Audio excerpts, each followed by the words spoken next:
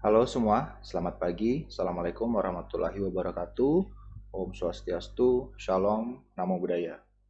Anak-anakku semuanya, bagaimana kabarnya kalian? Semoga kalian semua dalam keadaan sehat-sehat, terutama di tengah pandemi ini. Kemudian semoga kalian juga tetap semangat untuk terus belajar. Dan pada kesempatan ini, pada video ini, saya akan memberikan materi pembelajaran kita hari ini melalui video ini. Oke, jadi hari ini kita akan belajar satu topik yang baru, dan topiknya itu adalah ini. Jadi judulnya adalah Hukum Archimedes. Oke, jadi ini adalah topik pada pembelajaran kita yang pertama, Archimedes. Nah, topik ini khusus untuk kalian yang sedang duduk di bangku SMA, kelas 11, semester genap. Oke. Nah, pada topik ini kita akan mempelajari tentang apa itu hukum Archimedes, kemudian bagaimana penerapan hukum Archimedes dalam berbagai teknologi yang kita jumpai setiap hari. Kemudian saya juga akan membahas beberapa contoh kasus atau contoh soal terkait dengan hukum Archimedes ini. Oke, sekarang kita lanjut ke slide yang berikutnya tentang apa bunyi hukum Archimedes tersebut.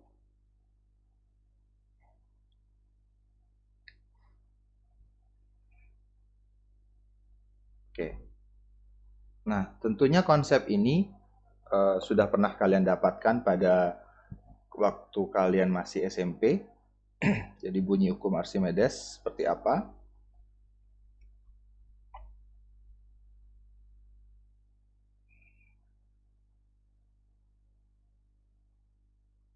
Oke, katanya seperti ini. Jika ada sebuah benda dicelupkan ke dalam zat cair, ini zat cairnya, kemudian ada benda yang dicelupkan ke dalam zat cair ini, misalnya bendanya ini ya, yang berwarna merah ini. Nah, ini bendanya. Jadi ini adalah benda.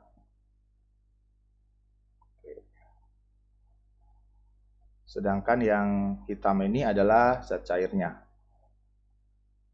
Oke, yang ini. Ini adalah zat cairnya.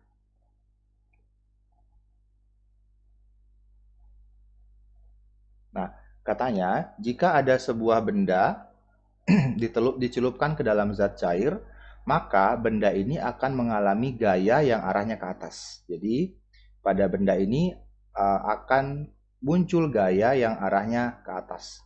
Jadi benda ini mendapat gaya yang arahnya ke atas. Jadi ini gayanya arahnya ke atas. Kita sebut saja gayanya adalah FA gitu. Nah, kemudian besar gaya yang arahnya ke atas ini itu sama dengan berat zat cair yang dipindahkan oleh benda ini. Nah kan gini, ketika bendanya awal sebelum masuk, zat cairnya permukaannya kan pasti lebih rendah daripada permukaan setelah benda ini tercelup. Misalnya sebelum tercelup permukaan zat cair itu segini. Oke, sampai sini permukaan zat cairnya. Tetapi setelah benda ini tercelup, permukaannya menjadi yang ini.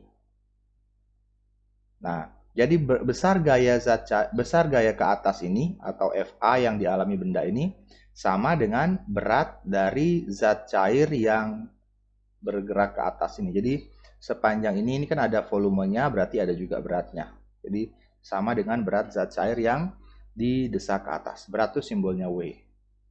Nah, di samping itu juga kita bisa lihat bahwa gaya ke atas ini itu sama dengan pada kondisi setimbang. Ini kan misalkan kondisi ini setimbang, berarti benda ini tidak akan turun lagi, tidak akan naik lagi. Jadi dia berada di dalam zat cair seperti ini. Nah, pada kondisi ini kita tahu bahwa ini adalah kondisi setimbang, di mana gaya yang ke bawah sama dengan gaya yang ke atas. Besar gaya yang ke bawah itu adalah berat benda, ya. Jadi W benda ini adalah gaya yang ke bawah, Sedangkan gaya yang ke atas itu adalah gaya yang ini, yang FA ini. Sehingga dalam kondisi setimbang,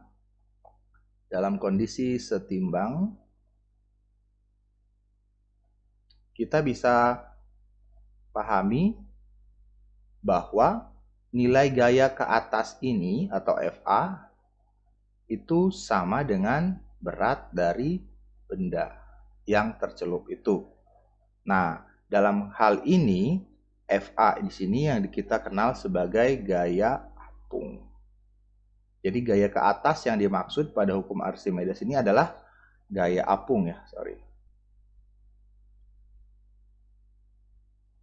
Oke, jadi gaya ke atas itu adalah gaya apung.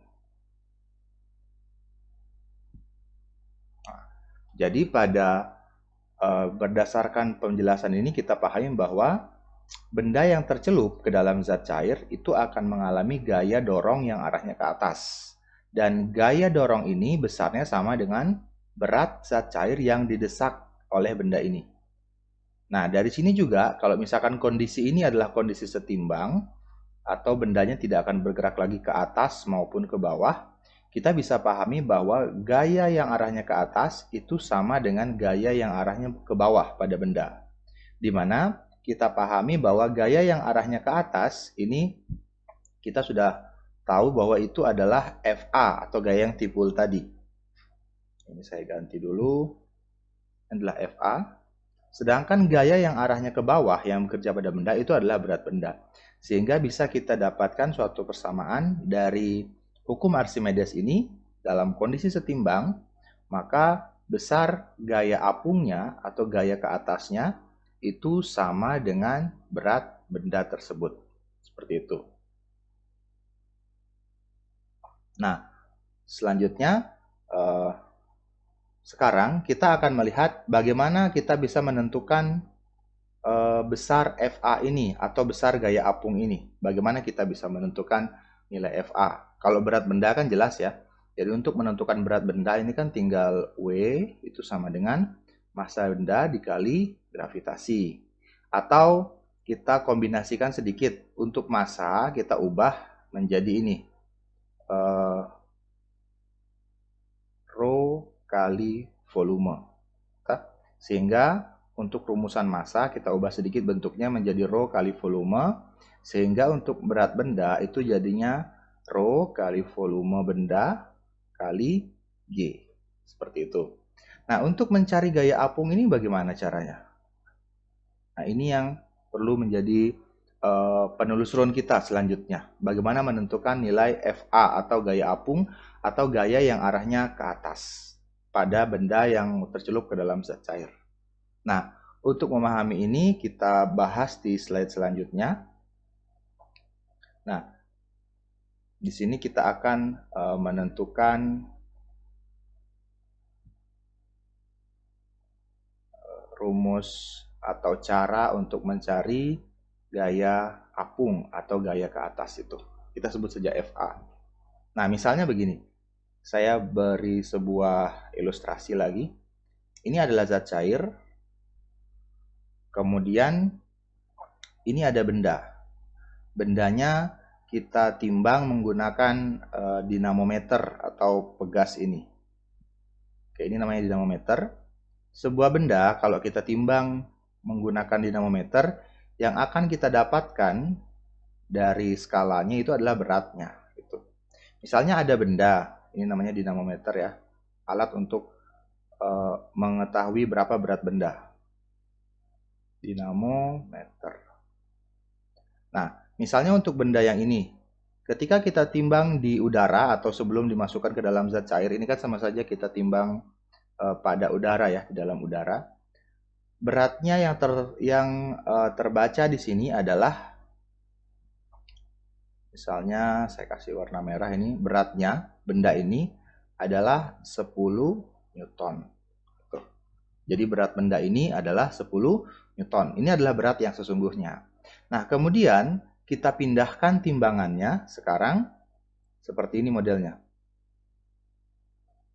Kita pindahkan timbangannya.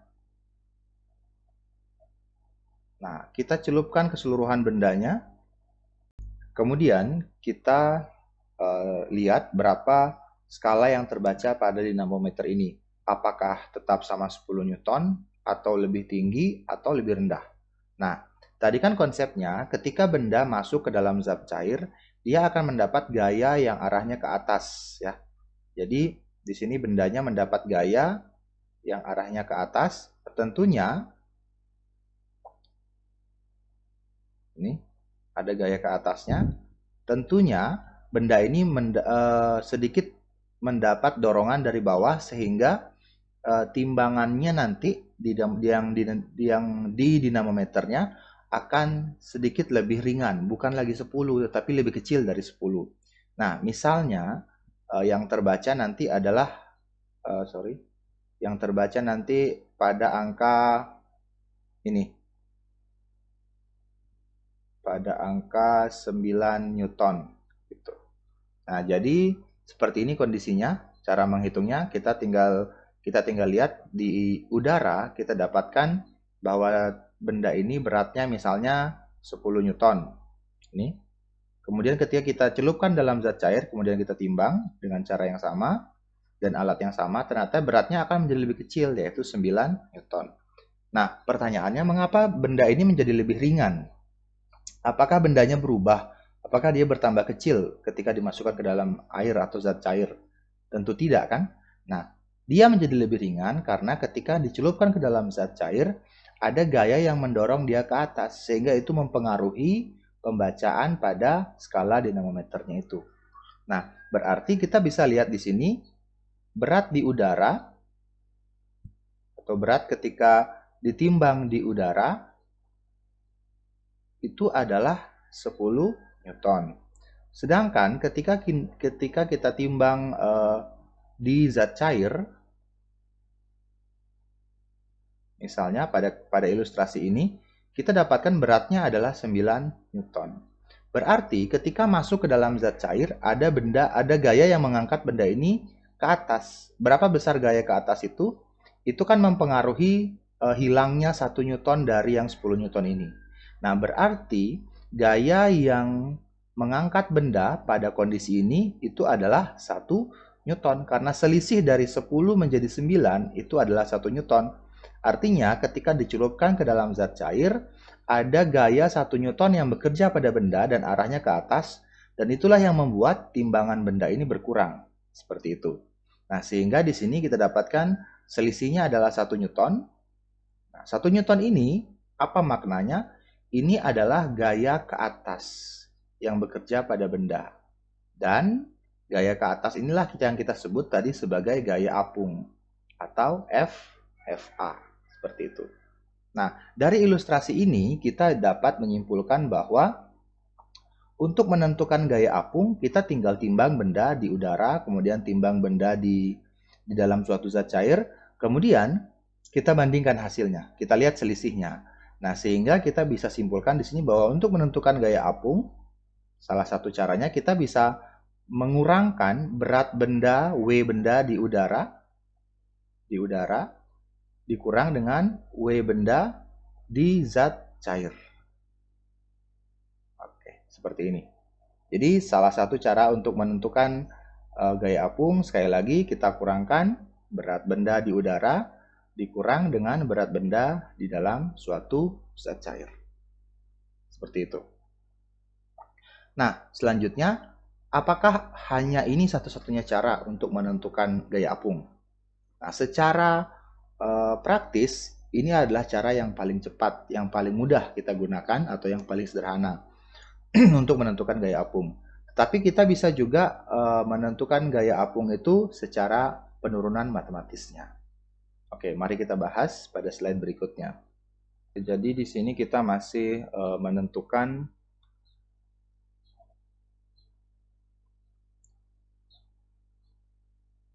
cara mencari gaya apung atau rumus dari ini gaya apung. Oke, tapi ini menentukan secara matematis. Kalau yang sebelumnya tadi kan secara eksperimen yang sederhana. Nah, kita mulai dari pemahaman yang tadi bahwa ketika benda itu ketika benda belum dicelupkan pada zat cair, ini adalah permukaan zat cairnya. Tetapi ketika benda dimasukkan, kemudian bendanya tercelup ke dalam zat cair, maka permukaan zat cair yang tadinya segini itu akan naik. Misalkan segini sekarang. Nah, jadi kenapa dia naik? Karena ada zat cair atau volume zat cair yang masuk ke dalam dan membuat volume benda menjadi terdesak ke atas. Nah, kalau kita lihat di sini, bagaimana kenaikannya? Misalkan ini anggaplah wadahnya sama ya. Kondisi awalnya kan ini, kalau kita kasih lurus, nah ini dia. Nah, ada kenaikan volume zat cair sebesar ini. Nah, tadi katanya bahwa besar gaya ke atas yang dialami oleh benda itu sama dengan berat zat cair yang didesak ke atas ini, WC ya. Jadi C-nya itu adalah zat cair. Jadi kita dapatkan bahwa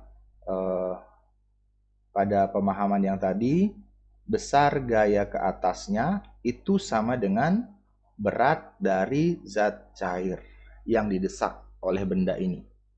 Nah, kemudian kalau kita jabarkan, berat zat cair itu kan berarti kalau berat massa kali gravitasi ya. Berarti untuk berat zat cair ini adalah massa zat cair dikali gravitasi atau percepatan gravitasi. Nah, kemudian massa zat cair ini saya jabarkan sedikit menjadi seperti ini. Rho zat cair dikali volume zat cair. Jadi volume yang terdesak ini. Jadi segini saja volumenya yang dimaksud. Oke. Dikali dengan, jadi ini kan M-nya ya. M jadi rho kali V. Terus di sini G-nya. Nah, asalnya dari mana? Asalnya dari sini. Tentunya kalian pernah belajar tentang massa jenis, yaitu seperti ini rumusnya, rho sama dengan massa dikali volume. Ini kan berlaku untuk semua jenis benda. Kalau saya mencari massanya dari persamaan ini kan jadinya ini tinggal kita kali silang saja. Jadi massa sama dengan rho dikali volume. Ini persamaan umumnya. Nah, inilah yang saya terapkan tadi. Massa zat cair berarti rho zat cair dikali volume zat cair. Nah, kemudian kita sudah dapatkan bentuknya bahwa Fa itu sama dengan rho zat cair kali volume zat cair dikali percepatan gravitasi. Nah, kemudian kalau kita pahami di sini, kalau misalkan bendanya volumenya masuk sedikit, volume benda masuk segini, tentu zat cairnya akan naik sedikit, misalkan segini naiknya. Kemudian ketika bendanya kita masukkan lebih jauh, artinya makin banyak volume benda yang masuk, makin tinggi permukaan zat cair yang terdesak. Nah, sehingga jadi di sini makin besar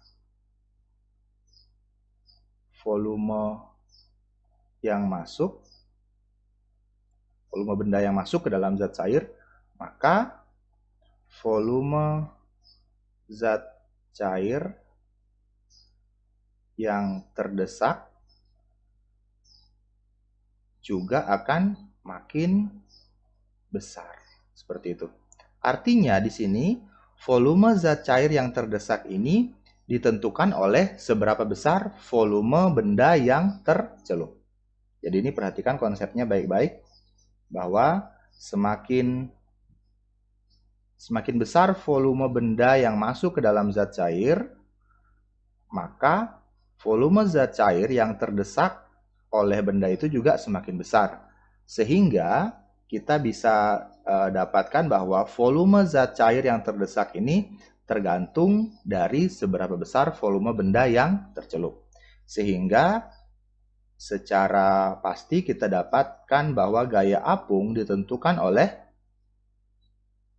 massa jenis zat cair, kemudian volume benda yang tercelup atau volume zat cair yang terdesak itu sama saja, dikali dengan percepatan gravitasi. Nah, inilah cara kedua yang bisa kita gunakan untuk menentukan berapa besar gaya apung atau gaya ke atas yang dialami oleh benda ketika masuk ke dalam suatu zat cair. Oke, jadi saya simpulkan untuk hukum Archimedes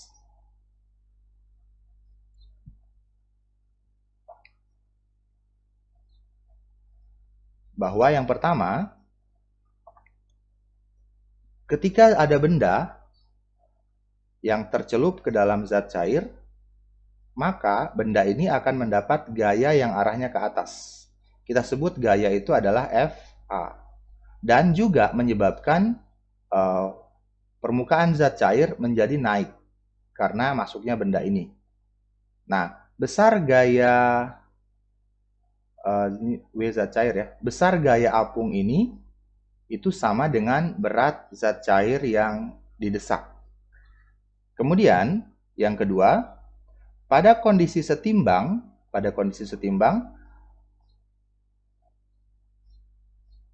besar gaya apung itu akan sama dengan berat benda.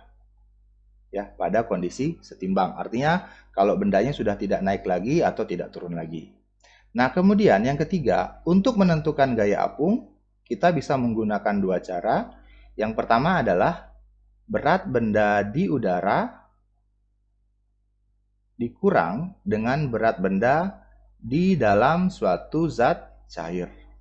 Atau kita bisa gunakan cara yang ini, massa jenis zat cair dikali volume benda yang tercelup dikali dengan percepatan gravitasi. Oke. Ini adalah kesimpulan yang bisa kita dapatkan dalam mempelajari tentang konsep hukum Archimedes. Dalam hal ini kita sudah masuk ke gaya apung dan menentukan bagaimana menentukan besar gaya apung tersebut. Oke, ada satu pembahasan lagi yang hampir saya lupa sebelum kita lanjut ke pembahasan beberapa persoalan tentang gaya apung ini. Jadi di sini saya ingin sedikit berbagi atau menjelaskan tentang beberapa fenomena yang berkaitan dengan gaya apung ini atau hukum Archimedes ini. Oke. Archimedes. Nah, tentunya kita semua sudah tahu bahwa misalnya ya, ini ada zat cair, ini bak mandi misalnya, atau apalah itu, misalkan laut, gitulah. Ketika kita celupkan kelereng nih,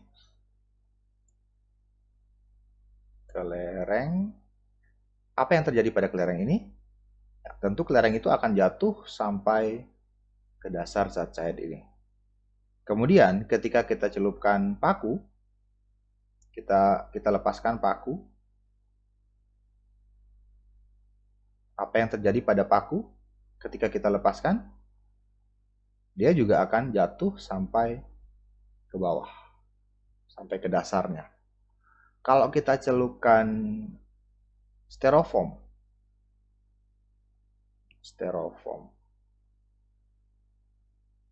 apa yang terjadi pada styrofoam ketika kita lepaskan ke dalam zat cair ini, kita jatuhkan? Maka styrofoam tidak akan jatuh sampai ke bawah, melainkan hanya sampai di permukaan saja. Seperti ini. Ada yang tercelup tapi sedikit sekali. Nah, kemudian kita celupkan kayu, balok kayu.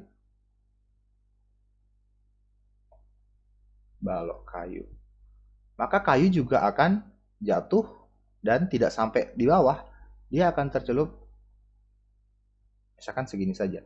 Ada sebagian yang masuk ke dalam zat cair, tapi masih ada sebagian lagi yang berada di atas permukaan zat cair. Ya, kalau kita masukkan, ada juga benda ketika kita masukkan ke dalam zat cair, benda apa seperti misalkan anggaplah benda X, dia akan jatuh masuk ke dalam tapi tidak sampai dasar, cuma sampai di sini saja. Nah, ini benda X tadi. Ketika dia masuk ke dalam zat cair, dia akan masuk tercelup semuanya tetapi tidak sampai dasar, dia sampai di sini saja. Dan ketika kita masukkan, ini kapal beneran ya, misalkan kapal yang sesungguhnya bukan kapal mainan. ketika kita masukkan kapal ke dalam zat cair, kapal yang kita biasa gunakan untuk menyeberangi lautan, apa yang terjadi pada kapal itu? Apakah dia akan tercelup sampai ke dasar? Tentu kita semua sudah tahu jawabannya. Ketika kapal dicelupkan ke dalam zat cair, kapal, apapun dia ukurannya, bagaimanapun ukurannya ya, ketika kita lepaskan ke dalam zat cair, maka dia akan begini saja sampai di sini. Nah, mengapa seperti itu? Mengapa ada kondisi yang seperti ini? Kelereng masuk ke dalam zat cair, paku masuk juga, styrofoam sampai di sini saja, kayu masuk sedikit, ada benda X, misalkan benda apa itu, dia masuk sampai di sini. Tapi kapal, kita bandingkan masanya antara semua ini, kapalnya yang paling berat, tapi dia sampai di sini saja. Nah, inilah fenomena-fenomena yang berkaitan dengan hukum Archimedes. Seperti itu. Jadi memang ketika benda kita jatuhkan ke dalam zat cair, ada beberapa kemungkinan yang akan terjadi. Yang pertama, itu benda akan masuk sampai ke dasar, seperti contoh kelereng dan paku ini. Maka kondisi ini kita sebut kondisinya namanya adalah tenggelam. Ya. Jadi kalau tenggelam berarti sampai di dasar. Nah, kemudian ketika benda itu kita masukkan ke dalam zat cair, artinya kita lepaskan, kondisinya seperti ini. Dia di permukaan, ada yang masuk ke dalam zat cair, tetapi masih ada yang tidak tercelup, masih ada yang tidak basah. Ini namanya adalah, ada yang tahu? Ya, ini namanya adalah mengapung. Jadi sebagian masuk ke dalam zat cair, sebagian lagi masih di atas permukaan zat cair. Kemudian ketika ada sesuatu juga benda, dia kondisinya seperti ini. Sampai di dasar tidak, tercelup semuanya iya. Nah, kondisi ini namanya apa kira-kira? Nah, kondisi ini adalah namanya kondisi melayang. Melayang di dalam suatu zat cair. Gitu. Oke, sehingga kapal ini statusnya apa dari ketiganya ini? Atau tidak ada dari ketiganya? Nah, tentu kita bisa pahami bahwa kapal kondisinya adalah mengapung. Ya, seperti itu. Ada tidak kapal yang sampai tenggelam? Ada, kapal karam atau kapal selam. Seperti itu. Nah, mengapa bisa terjadi seperti ini? Oke, perlu kalian pahami bahwa ketiga kondisi ini, jadi ada tiga ya, tenggelam, mengapung, dan melayang, itu terjadi karena adanya perbedaan massa jenis ya. Jadi semua ini terjadi karena adanya perbedaan massa jenis. Massa jenis apa? Massa jenis itu istilahnya adalah kerapatan. Perbedaan massa jenis antara benda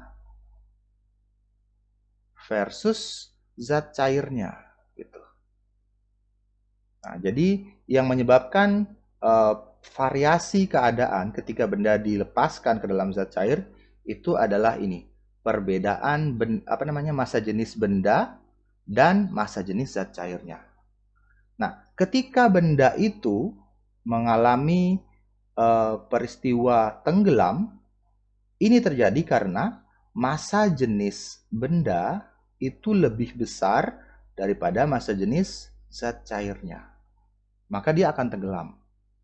Sedangkan ketika benda itu mengapung, ini terjadi karena massa jenis benda lebih kecil daripada massa jenis zat cairnya. Dan benda itu akan melayang di dalam zat cair ketika massa jenis benda itu sama dengan massa jenis zat cairnya. Oke? Nah, dalam artian bahwa massa jenis benda dan massa jenis zat cair sangat menentukan apa status benda itu ketika dijatuhkan ke dalam suatu zat cair. Apakah tenggelam, apakah mengapung, atau melayang. Seperti itu. Nah, dalam hal ini, kita kembali ke kapal, dia mengapung, berarti massa jenis kapal ini lebih kecil daripada massa jenis zat cair. Sementara kita tahu bahwa bahan dari kapal mungkin sama dengan bahan dari paku yang sama-sama besi. Tapi mengapa bisa seperti ini? Nah, ini akan menjadi pertanyaan yang akan kita jawab pada akhir video nanti. Oke, jadi sekarang kita lanjut dulu ke pembahasan beberapa permasalahan atau persoalan terkait dengan hukum Archimedes ini. Oke.